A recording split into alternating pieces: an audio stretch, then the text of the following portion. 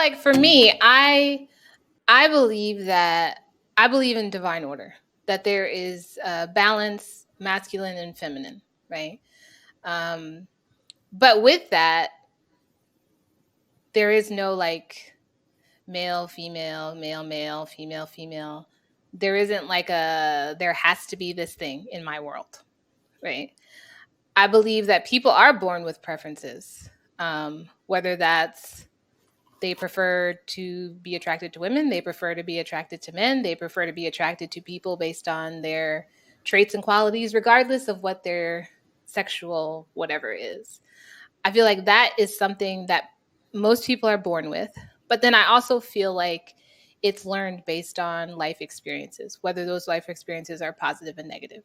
So there are a lot of people who, for example, may have experienced sexual trauma, and that I had this bad experience with this man, and so now I don't want to have any more experiences with men.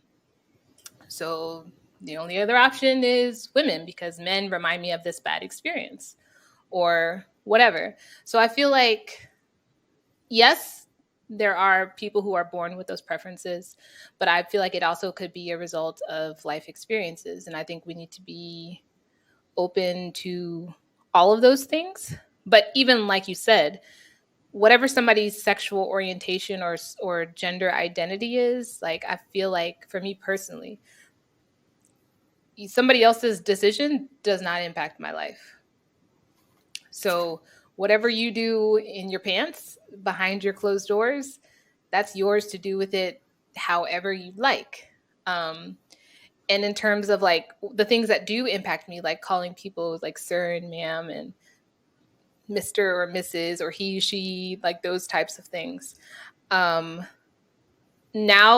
with where we are in society, for me, I've gotten to this place where I stopped trying to refer to people in terms of gender altogether. So like if I'm referring to somebody, I will say their name.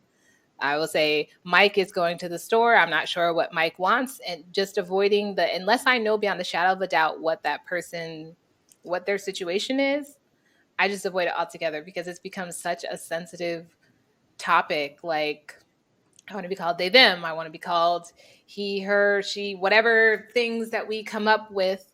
And I just don't have the mental capacity to try and figure it out for other people. And I don't feel like I should have to ask with every interaction, like, what would you prefer for me to call you? Yeah, so I just call people by their names. And I'm not doing that either. Listen, that is once again a sense of entitlement. It's like you want to be preferred to be called a blank subject or title or whatever.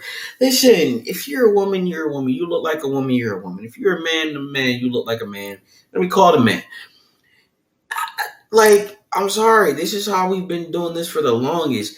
To try and reinvent the wheel now at this juncture in our lives is like really stupid. Yeah. It's really stupid because it's like, all right, cool. For instance, I had a situation where I was working and I saw somebody come in. I was like, oh my God, this is a very beautiful woman. However, their driver's license didn't say that. Now, at that point, I'm like, hello, miss. But the driver's license said, whatever, male. I was like, oh, well, what you look like to me right now, that's what I'm gonna address you as. Right. That's what you look like. But even still, people get offended. Like when I was in the military, I had a captain that she had long hair and she was, I assume, heterosexual. I don't know what she was. I really didn't care. But her face apparently was very masculine because people would always call her sir. And she would get she had, like I said, she had long hair, but people would always be like, hello, sir, sir. And she would get so upset. But so you can't necessarily judge people by the way they look, because there are some people that don't look stereotypically male or stereotypically female. Like my son, right. I feel like he looks like my son, but people always ask me about my daughter. He doesn't. He used to have long hair. I can understand that. He has short hair now, and people still think that he looks like a girl for whatever reason. So in those situations, you can't go based on how people look because there is no stereotypical. There are some women that have some strong jawlines. There are some women that have some straight up mustaches and beards. So, yeah, listen, I understand all of that. I'm sorry. Listen, you were dealt with the crappy hand coming in the burbs. You look like a man, but you're a woman. Unfortunately, you're gonna have to navigate and deal with that. Correct people as you go along. That's fine. That's what you're gonna have to do. Ain't nothing. We're not walking on eggshells here, bro. You got a face like a man, but your body says a woman. Unfortunately, when I look at you and if I say sir, oh, I'm sorry, I'm a woman. Well, my apologies. You know what I mean? It's okay. I was in a car one day with some. I was in a car and I was getting a COVID test, and I had my Scully on, and I had my mask on, but I had my ears pierced. And they were like, "Excuse me, ma'am." I said, "Oh, I couldn't tell because you got the earrings on." But But remember, that's a back in the perfect day, example. that's a perfect example. I was just like, "You want to try that again?" All right, cool. Or I'll be on the phone, or like at work, and I'm on the phone, and they're just like, "Hello, ma'am." I'm like, "Excuse me." Oh, I'm so sorry. I'm like, yeah, yeah. All right, let moving forward. Let's go, bro. You just gotta check them as you go. Ain't nothing wrong with that. Every now and again, people make mistakes. However, if you're tired of the continuation of mistakes. I'm sorry. That's the life you. That's the hand you was dealt with. Make something into But it. you also have to recognize that there are some people who genuinely made a mistake, but then there are also people who do it intentionally. And so if I'm somebody who's in that in between space where you can't tell whether I'm male or female, and I've had people maliciously do this to me, yeah, okay, I may be a little more sensitive. This may be a triggering point for me.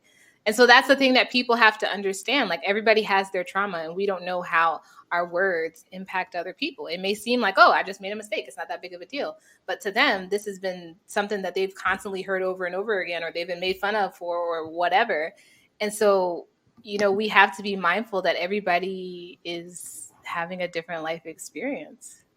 And that is so true. We do have to be mindful for that. And they also have to be very mindful that not everybody's out here to try to attack You're you. right. Just You're look, right.